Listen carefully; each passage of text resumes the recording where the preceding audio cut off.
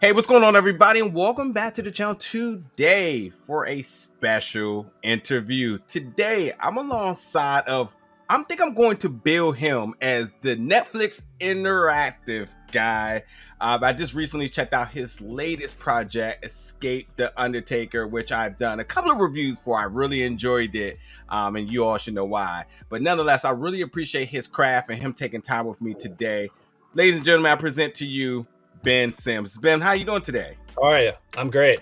Yeah, thanks for Awesome. having me on. Awesome. So yes, I want to talk a little bit about the structure of creating interactive films and series on Netflix. When it was first announced that they were going to do something like this years ago, I was so intrigued because I was like, well, how does this work? What devices will it work on? And nonetheless, it's been flawless. And the fact that you've done, I believe, four maybe, you versus Wild, which I remember, and Animals on the Loose, and then now this one, Escape the Undertaker. Let's talk about that a little bit. So first, I want to start by saying, when were you approached about doing projects with Netflix, yet alone taking it to the next generation of things? Yeah, so I mean, it kind of all started with You versus Wild as far as the interactivity. I mean, I'd worked with Netflix before, but I also work with Bear Grylls quite a bit. And yeah, the You versus Wild series, especially that first season, was just a really like a no-brainer. The showrunner I work on all the projects with, Rob Bookta, has a long history with Bear, and he sort of just saw, I think he just saw an article like that Netflix was getting into interactive, and it just seemed like a no-brainer for the bear concept. You know, which is a very different show from the WWE, Escape the Undertaker. Yeah. But it just felt like a natural sort of way to position a show and content and just have him talk directly to the viewer to kind of present these choices, and it was just sort of an easy, first iteration of interactivity. And of course, Netflix has, they've done a lot of other interactive, projects in different ways, whether it's animated, animation, some they're not addressing camera and that kind of thing. So, so yeah, it was just, I sort of had worked with both partners on that, and it just, kind of naturally happened as we were all working together on other stuff. So yeah, I jumped at the opportunity, and my big thing with it was because they had only done a handful of interactive, programs, and they were all specials and they were all one-offs. So the first season of You versus Wild, we did an entire season. We did 8 episodes, so it was a lot. It was a tall order, and I was excited about it and just went in and said, what haven't you guys done yet? Because I just really wanted to do things, on the technology side and just on the storytelling side to just, really grow this sort of genre. So yeah. I like what you're selling there. And I think what's really also important, besides whatever the subject matter may be, is that with a lot of us right now, well, all of us during the pandemic happen to be indoors, we were looking for ways to be interactive and feel like we're outdoors, or feel like, we're doing something active. And I think this was such a good strategy. And as you can see now, there's been a lot of people loving this right now. So, but in terms of actually doing interactive films, how is it designed? How do you go across the board with selections? And the big question is, how much over filming is done? Well, for a lot of the titles I've done, there's not a lot of over filming. We run it pretty lean, so yeah, it's very calculated. I mean, in production, it's basically you're looking at a shoot ratio. How much time are you going to spend shooting, and then what are you going to walk away with? Ours is pretty slim, in a good way. We're, in my opinion, we're getting the best out of the time we have, for sure. And it's part of what makes it easy is, I'm lucky enough between, Bear Grylls and then all of the WWE talent I just got to work with. I mean, they're all used to doing live performance, and they're just on, and they just know their characters and they know their brands so well that it gives us the ability to just really push things and concentrate on telling the story, and not, just little gaffes and stuff. I mean, they just are immediately, pick stuff up. So that's really fun and exciting, and I think helps elevate, all of the interactives I've done. It's a huge advantage. So, of course there's other challenges and stuff that come with this, but that is a huge part of how we're able to tell these particular stories is if we decide we want to pivot and go a certain direction, we're able to do that because they pick things up so quickly. That's awesome. I think another thing to kind of add here is the trust that Netflix has with you in order to do this. And I also could imagine that they really like you, considering that you said there's limited over filming, which means you're keeping things within budget, which is always a good thing. Yeah, it is. Yeah. It's the challenge, but it's also, it gives you the sandbox that you're going to play in. So, every show and film has a budget. It's just, it can, I won't lie, it can get tricky with interactivity because every decision you're making extrapolates out, and it's not, as simple as, it's going to take us a little more time or twice as long. It's going to take 4 to 8 times minimum. Yeah. So it's just a little bit of a different type of puzzle you've got to figure out, Yeah. So when you go to the vision board, the storyboard, are you starting at the end, or are you starting in the beginning and webbing to the end? I'm just trying to get a visual of, like, when you say we got this idea, and it's like, cool, we know stories, and even in filming, it's not always chronological.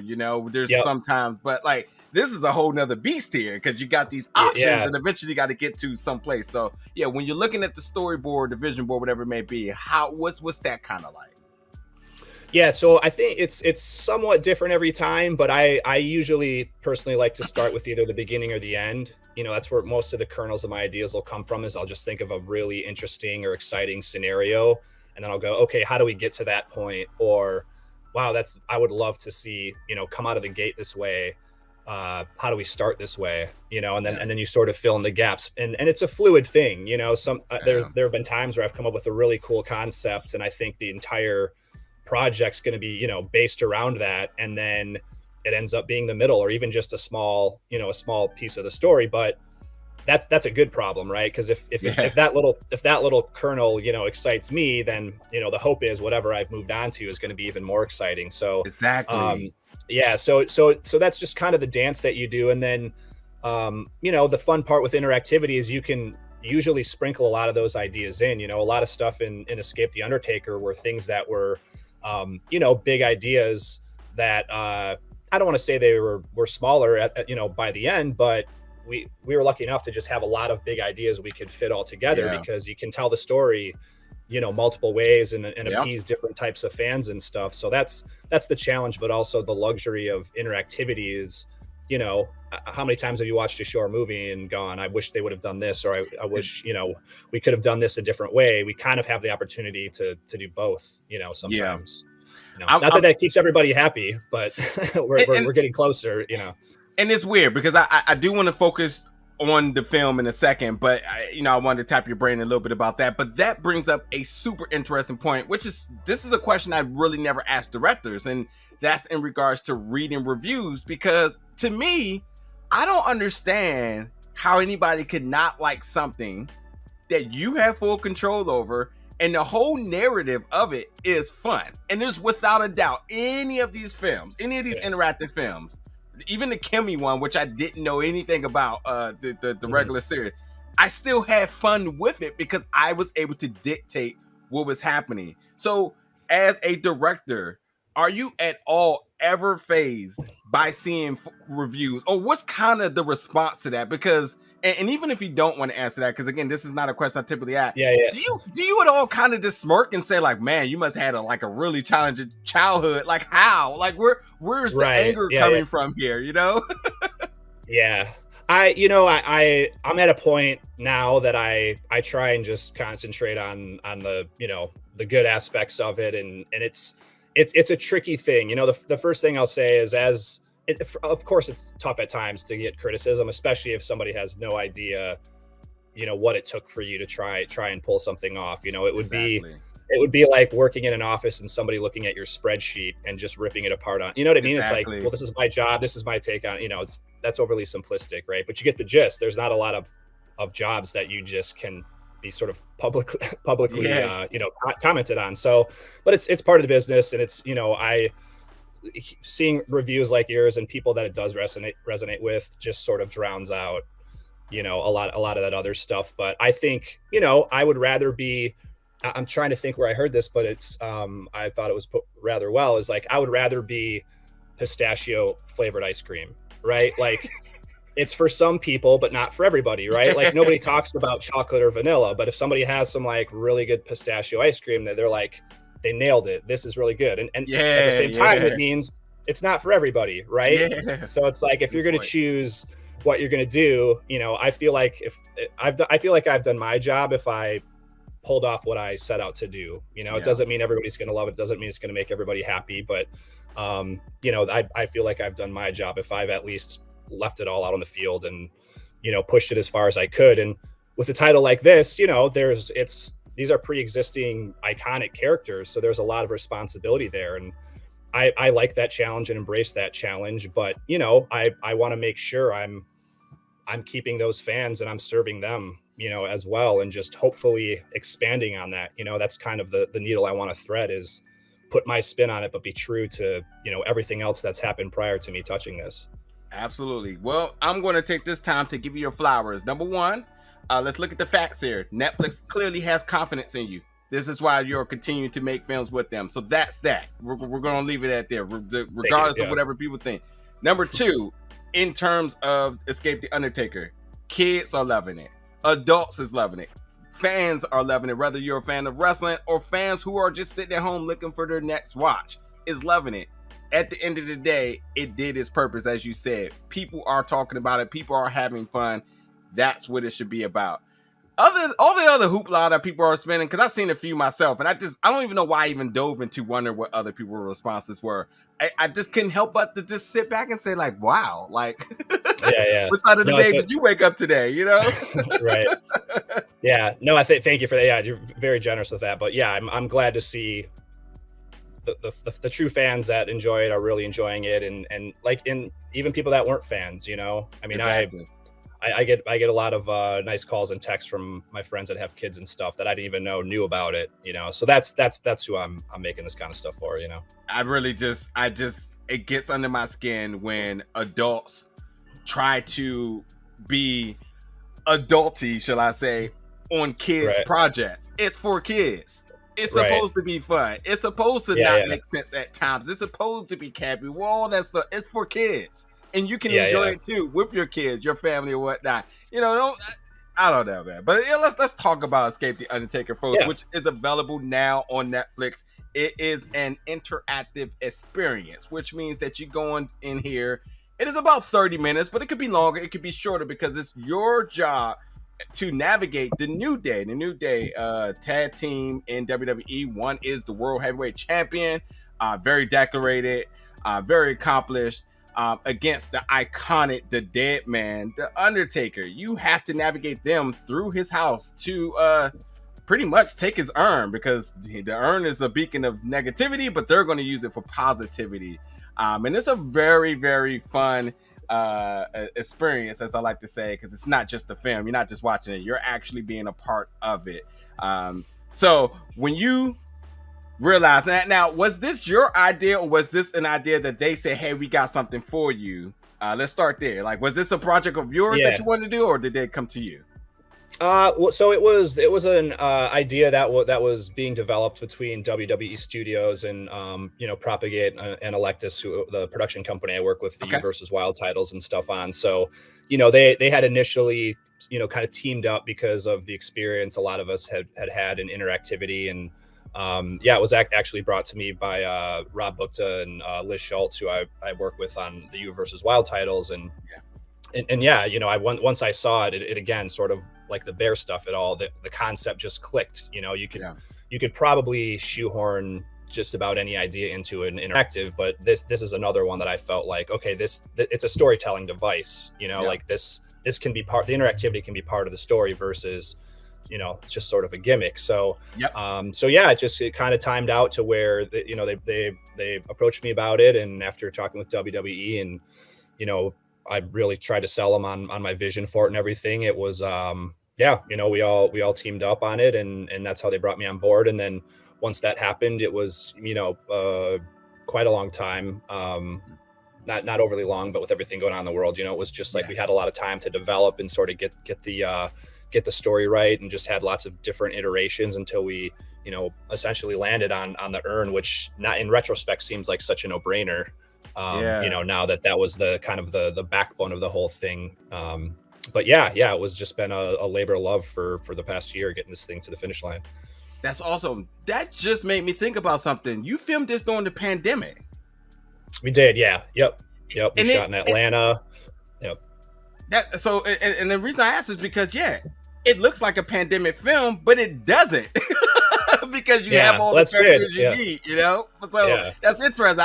I can easily identify a pandemic film, and the new Jake Gyllenhaal movie. You can tell that's a pandemic movie, but this did not feel like it. But then when you said it, I was like, oh, it is, because it is a small cast, one location and whatnot. And that speaks to you all putting this together. That fantastically, the production is second to none. I thought it was amazing.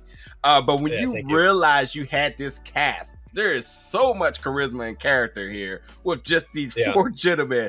As much as you have a job to do and as much as you have a vision, did you ever have to kind of sit back and say like, wow, this is a really good hand I was laid here? Oh yeah 100%. I mean, I was familiar obviously with the Undertaker. I knew of the New Day, but I didn't really know them in a more intimate or personal way to really understand what they were capable of until I met them, which was just it was a spoiling of riches. Once what was really nice about that is once I was able to talk to them and pitch them story ideas and kind of talk about the plan for the whole thing, I for sure realized early on I could definitely just lean more into the production design and how it was shot, and just a lot of more the technical and production value aspects of it, because I really knew in this, in my conversations with WWE, I was like, I feel like my job on this one is to just really set up the playground for them and just turn them loose. And of course have some bumpers on, and I we all had a collective ideas and stuff with them. There's a story to follow, but yeah, it was awesome because we could just have what felt like unlimited iterations of certain things with the way those guys just turn it out. It was great. I'd love to work with them again, 100%. Man, the money I would pay to be a fly on the wall during filming, I couldn't imagine how much fun it is. And speaking a lot about their character, have met some of them in some of the New Day in the past. I mean, they're truly just themselves in everything they do. That's why they're so successful in WWE. And when you look at this project, again, it just looks like them in their natural habitat. How does anybody write for them? And I know you did say it's kind of more of a playground with bumpers, but was that also where you felt that they also agreed that's where they'll be more comfortable in knowing that like they got creative to kind of develop what they want to do here? Yeah, I like to think so. I mean, it was with the New Day and also the Undertaker. Like I mentioned earlier, I wanted to make sure I was respecting obviously the legacies they all already have, and just really did a lot of research and understanding, not just in watching them and themselves, but also just what the fan perspective was on them and how they're perceived, as well. And the fun part of that is, especially just with Undertaker, is there's, for as long as of a career as he's had, there's still just a ton of mystery. There's just a ton of stuff to just play with and fill in holes and gaps in his, history as a character. And so that was fun to just, come up with just, and it didn't even really have to be a lot, just little slivers of stuff that, would hopefully just enhance that world. And same goes for the New Day, which are totally different characters. And I think you can, what you see is what you get in a lot of ways. But it was also just, okay, how do we push that and have that contrast between, them and the Undertaker? And then also, I mean, honestly, it wasn't even really a challenge, but what we wanted to make sure is because they are such a great, trio and they fit together so well, is how do we make them different? How do we make sure that you understand just between the three of them how different they are as independent, characters. And I felt like we did a pretty good job of that as well. Which started with talks early on to just go, okay, obviously you guys you're a team, but like, do you always agree? Probably not, especially when you're locked in a house, it's like a family trapped in a car, on a vacation road trip. It's like, how do we play with that a little bit? So yeah, that was definitely a lot of fun. Absolutely nailed it there. Yeah, and I purposely left the Undertaker off on that last comment because something that I'm going to also have to give you your flowers for is that the Undertaker did speak about, hanging it up in his career and what was the future for him. And we've seen him kind of, giving us a lot more about who he is and who Mark is, doing different podcasts, doing different shows. But he has showed interest in wanting to be and do film. This is extending his career and his legacy. And I think that you brought that out to the forefront here in terms of displaying he can be in these cinematic positions. He can also voice act. I mean, hearing his voice, as I said in the review, it felt like John Kramer from Saw. And I'm like, I totally can buy into this for future projects. Like this is him. This is the Mystique that we all knew about him. But this is him now. Like, this is truly him. This is him in his element. And I really, really love that. Yeah, no, that's good. He, we had to, you want to keep him shrouded in mystery and the shadows a bit and stuff. And he, that was a challenge at times because we just wanted to just have more and more of him because he's such a fun, menacing character, but we just had to keep pulling that back, which was good and was the right decision. But yeah, it's a challenge because every time, man, a few words, but every time he does speak, you listen. So, you listen. Yep. Yeah, I love him as a character. And, we had to tone a lot of stuff down, to be honest, to make sure we hit the demographic we were planning for. But bingo, I was going to ask that. Yeah. So he could do, I've seen some of the stuff online, really wanting to see a darker version of this, and it for sure could exist. Maybe not in this particular title, but it can get it could, that and their sequence at the end when they face off. I mean, those guys went after it, and we had to soften that just a little bit. Woo! Which again is what it took for this title. But I'd love to turn these guys loose in something that's maybe for a older age range. Oh, I thank you so much for that. That was going to be around my last question. I don't really know how the Netflix contracts and whatnot works, but I do hope if there was some way that there was a director's cut or just a behind the scenes extra DVD or something, that would be amazing. And yes, I did agree that I totally can see this being an adult version. I can see an adult version of this, but it was very important that this was for the kids, and I'm very happy with that. But by all means, I looked at it and like a couple of times I said, oh yeah, I can tell some of the verbiage could have went different here. And definitely they're trained wrestlers. You think they wanted to make that as simple as possible? No. And the opportunity for the New Day to be able to tie up against the legendary iconic Undertaker. I mean, they have to be thinking themselves like, well, I'm not going to get this opportunity too many times. So maybe we can do something a little extended. Hopefully, hopefully we can age it up a bit for the sequel or explore that in some way. Cause that would be fun. Yeah, speaking of sequels and future projects, now one I want to pitch to you is that, I don't know, is there any chance the New Day may be doing a Christmas special or anything? Or could the Undertaker be doing a Christmas special? Yeah, I mean, I haven't heard yet, but I mean, they're doing, why not, right? Like the hope would be, hopefully this is an annual Halloween thing, even if it's, something people watch, like they watch Christmas specials. I don't see why we couldn't do a Christmas special of this. So if people watch it, let's make it happen.